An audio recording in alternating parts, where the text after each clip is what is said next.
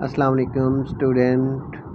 आज का हमारा टॉपिक है matrix inverse method. Matrix inverse method हम कैसे फाइंड करते हैं, यानी कि इसमें मैट्रिक्स में हम इन्वर्स कैसे फाइंड करते हैं। अच्छा, फर्स्ट ऑफ ऑल जब हमें इक्वेशंस दी जाती हैं, 3 इक्वेशंस दी जाती हैं x प्लस, जिस तरह ये दी गई हैं x plus 2y plus 3z equal to 10। अब इनको हम स्टार्टिंग में जब इन्वर्स फाइंड करते हैं तो स्टार्टिंग में हम इसको ऑगमेंटेड मैट्रिक्स में लिखते हैं। ऑगमेंटेड मैट्रिक्स में कैसे लिखा जाता है, जो भी इक्वेशन में दिया गया होता है, जिस तरह ये x है इसके साथ 1 होता है, ठीक है, ये 2y है 2 है 3z है 3। इस तरह ये मैट्रिक्स बनाया गया है, ए मैट्रिक्स 1 2 3 2 -3 1 3 1 -2। ये सेम टू सेम यही जो यहाँ पे गिवन है वही उनको मैंने मैट्रिक्स में कन्वर्ट कर दिया है, ठीक है। फिर बी मैट्रिक्स मैंने बनाया है। बी मैट्रिक्स कौन सा है, ये वाला 10 1 9, ये मैंने बी मैट्रिक्स बना दिया है। फिर एक्स मैट्रिक्स, एक्स मैट्रिक्स में क्या है, एक्स वाई जी, ठीक है, ये एक्स वाई जी फाइंड करना है ना, ये हमने एक्स वाई जी लिख दिया है, ये मैट्रिक्स बना दिया है। अब इसको हमने लिख दिया है ये A X equal to B, X equal to A inverse B. अब ए इन्वर्स हमने फाइंड करना है। ए इन्वर्स कैसे फाइंड होगा, ए इन्वर्स मैंने आपको पहली वीडियो में भी बताया है, फर्स्ट लेक्चर में। उसमें ए इन्वर्स का एक फार्मूला है, ए इन्वर्स का फार्मूला है ए का एडजॉइंट और ए का डिटर्मिनेंट।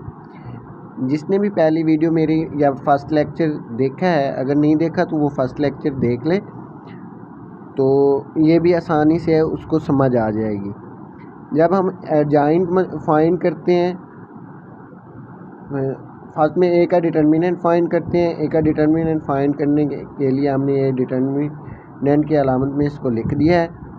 तो जब 3/3 का डिटर्मिनेंट होता है, 1 को हम बाहर लेते हैं और 3 2 इसको आपस में मल्टीप्लाई करते हैं, 1 को 1 के साथ मल्टीप्लाई करते हैं, फिर माइनस कर लेते हैं, ठीक है। ये हमारे पास डिटर्मिनेंट, ए का डिटर्मिनेंट जब हमने सॉल्यूशन किया हमारे पास आया 52।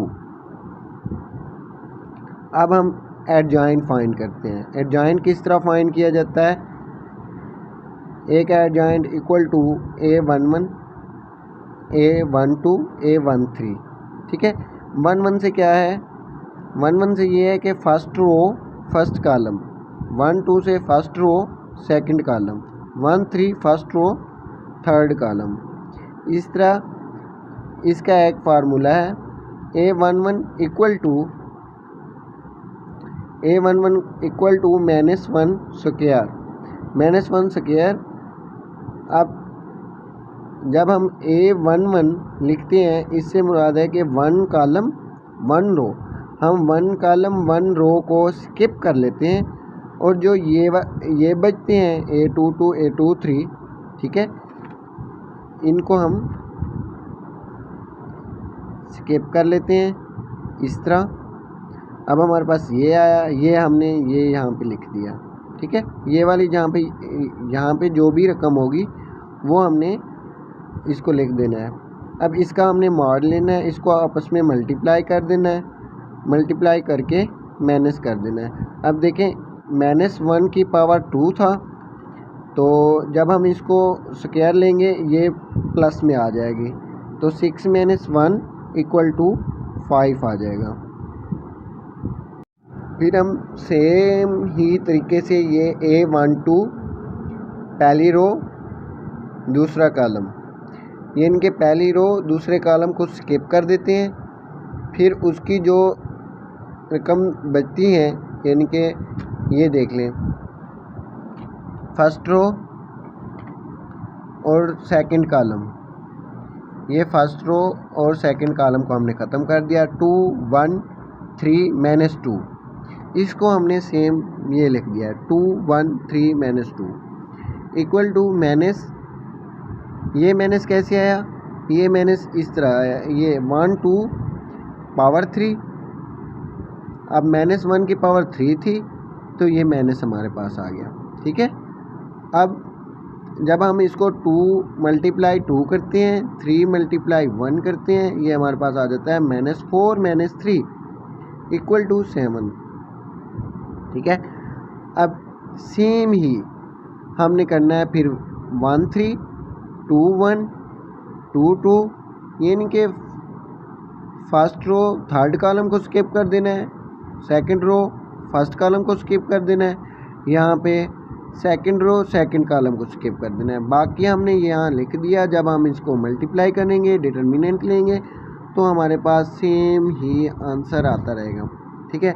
ये जब हमारे पास सब आंसर आ जाएं, तो हमने लास्ट में जब 3/3 भी फाइंड कर लें, तो हमने इसको एक मैट्रिक्स में लिख देना है जो भी हमारे पास आया। ये इनके स्टार्टिंग में हमारे पास 7 आया, या हमने 5 7 11 वही रो में फर्स्ट रो फर्स्ट कॉलम हमने लिख दिया। ठीक है। वही फिर इसका हमने ट्रांसपोज ले लिया। ट्रांसपोज क्या होता है?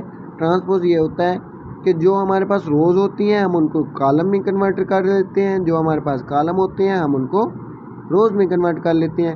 अब देखो 5 7 11 हमारे पास फर्स्ट रो है, हमने इसको या फर्स्ट कॉलम को हम रो में चेंज कर लें। फर्स्ट 5 7 11 हमने ये चेंज कर लिया 5 7 11, ये हमने ट्रांसपोज ले लिया। जब हम ट्रांसपोज ले लेते हैं उसको हम मैट्रिक्स में लिख देते हैं, और हमारे पास डिटर्मिनेंट था 1/52, ये हमारे पास 1/52 आ गया। फिर आगे हमने ये मैट्रिक्स फाइंड कर लिया।